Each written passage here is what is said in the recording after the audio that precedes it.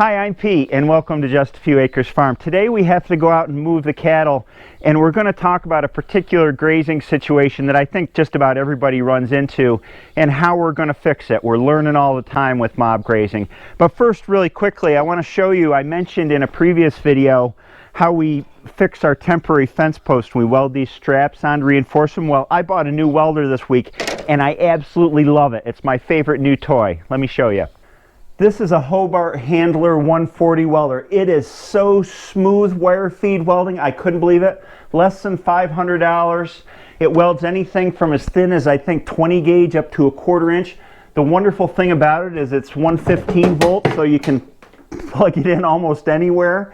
I can pick it up and put it on the back of the truck, put the generator in the truck, weld in the field with the generator. I absolutely love it, and it's made in the USA. Hobart paid me nothing for this endorsement, by the way. It's just a great welder. Now on to our grazing situation.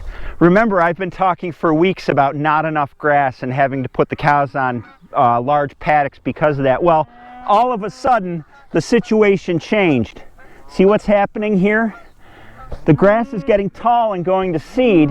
This is all orchard grass, and the cows are getting really picky. If you put them on a big paddock and they're really picky, you wind up with disastrous results like this. They go around and they eat all of the clover right down to the ground, but they leave these seed heads. Now in the old days we'd say, oh, the pasture needs to be clipped after they move through, but that's not what you want to do with mob grazing. You want to have them take it down evenly to about 8 inches before you move them on.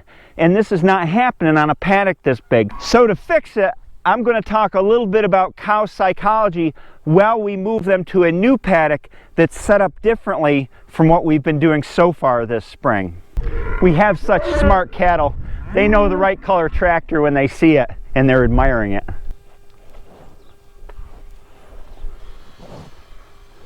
Now to move our front fence, we just oh boy, we let the front wheel loose so that the fencing will play out, and then I go down the line and move each post with the wire on it and turn, while Hillary stays up here and takes care of the reel.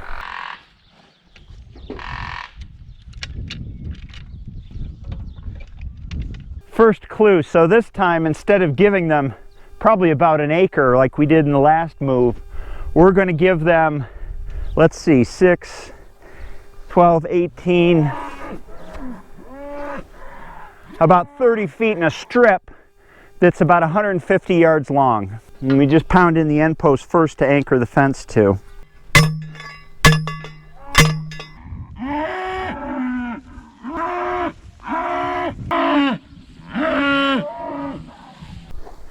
You can see the difference here where the fence line was. Grazed, ungrazed. See all these seed heads in here. We want to get the cattle to eat them down along with all the other grass. And the key to it, I'll give you a hint, is what they're doing right now.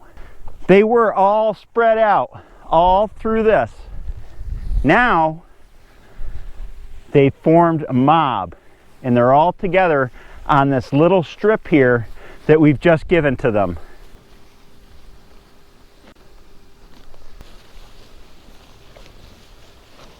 Now the next step is to set up our back fence in our alleyway right along this line between grazed and ungrazed. First we'll set up the alleyway.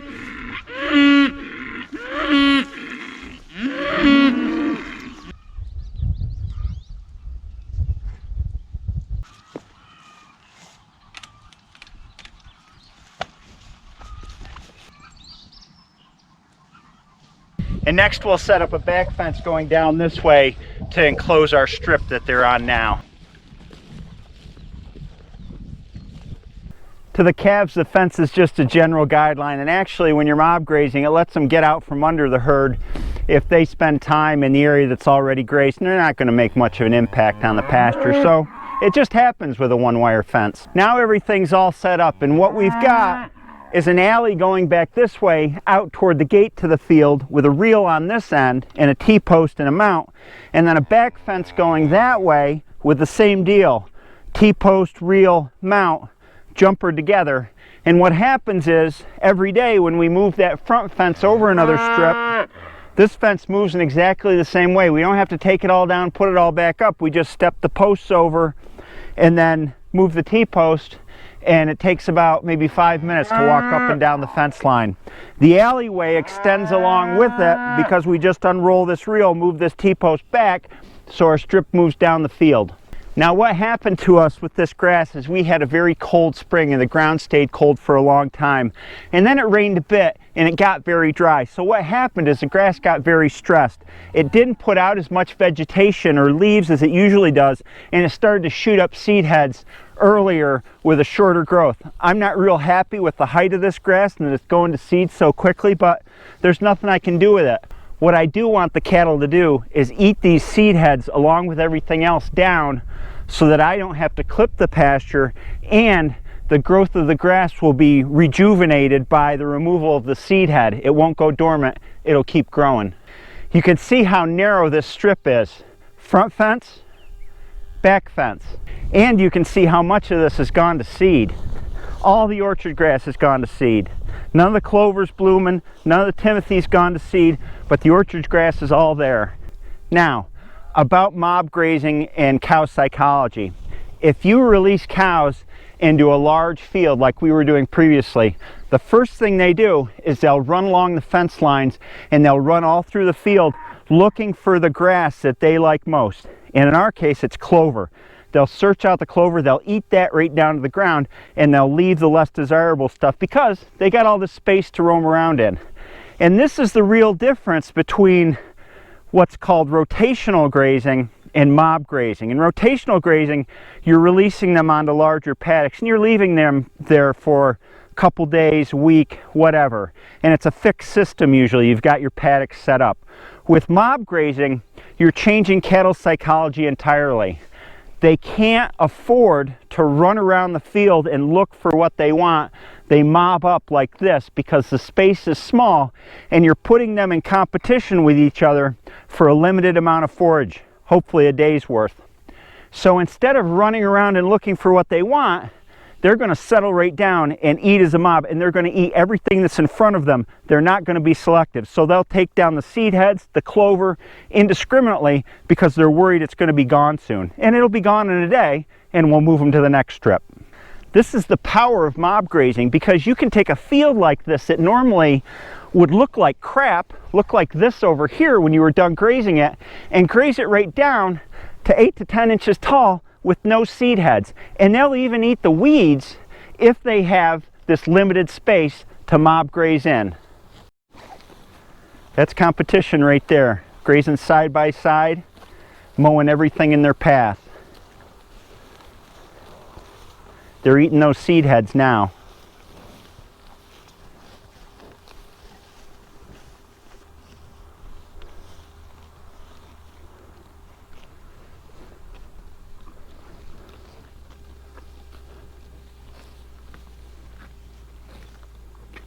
One of the most difficult things about mob grazing is you're setting out for your cattle what they're going to eat in a fixed period of time, like a day, a half a day. And it's an art because the grass condition is always changing, height, how mature it is, how fast it's going to regrow. And so you have to get a feel for it. Nobody can really teach it to you. It's a lot of guesswork establishing this width for this particular strip, but tomorrow we'll come back and see how they did and then adjust the next strip accordingly. Fatter, narrower, all to get it timed so that we can get that grass down to the stage at which it's growing fastest again. One of the things that we've struggled with as we established our herd, and we started out with 3 head, is when does mob grazing make sense? When does rotational grazing make sense? When does just whole field grazing make sense? Because we have 35 head now, or 36 actually, and you never know where the line is as far as, well, how much work do I want to put into properly grazing versus I only have a few head and it really isn't going to make that much of a difference. I'm finding at 36 head, and Sammy always gets in the way, at 36 head, mob grazing makes sense, especially if you want to keep your fields nice like this and not have weeds and overgrowth or crop them down too short. If you have 1 or 2 cows, you can put them on a whole field And when the grass gets ahead of you, you can cut it for hay. If you've got 15 or 20 cows, you can probably do rotational grazing and again make hay and do fine. But with 36, I'm finding mob grazing makes the most sense. And this is my buddy Sammy, and he will not leave me alone when I'm in the pasture, and that doesn't bother me at all. Now there's so many different kinds of grazing arrangements you can do. There's mob grazing, rotational grazing, whole field grazing, and there's also a variant I think works well for small herds called strip grazing, and it's what we did until this year. We're still learning the ropes with mob grazing because in previous years we were doing strip grazing, hi Sammy, where we would move that front fence every day, but we wouldn't move the back fence every day. The problem with strip grazing when you get to a herd this size is that the cattle can go back over what they were on the previous few days. We would move the back fence about once a week. And they take it right down almost till it looks like it's hayed. It takes all the seed heads off, yes, and it takes all the weeds down, yes, but it takes the grass down too low for it to be in that peak growth stage. So, with mob grazing, our goal is to take them off pasture when it's about this high instead of about this high. And the reason you want to leave the grass taller is just what you see after you make hay. If you cut to make hay, the grass will pretty much stop and you can come back a week later and it looks like it's barely grown at all. That's because you've taken the grass down too short and stalled that system. If you keep the grass down at 6 to 8 inches instead of cutting it shorter, you'll keep it in that grow, grow, grow mode, and then you can come back sooner onto that pasture rather than when you make hay and you're back on that pasture after, say, 30 days. I think the important thing with grazing is to just try something. Heck, when I came out here yesterday and I saw how this paddock that they were on was, I was like, oh my God, I need to adjust how we're grazing. We're always doing that. And so for somebody who's just starting out grazing, I just say try something. Try them in a whole field first. See what works for you, see how the grass responds, and then you can learn as you go. Thanks for joining me for this video. I hope you learned something, and I'll see you next time.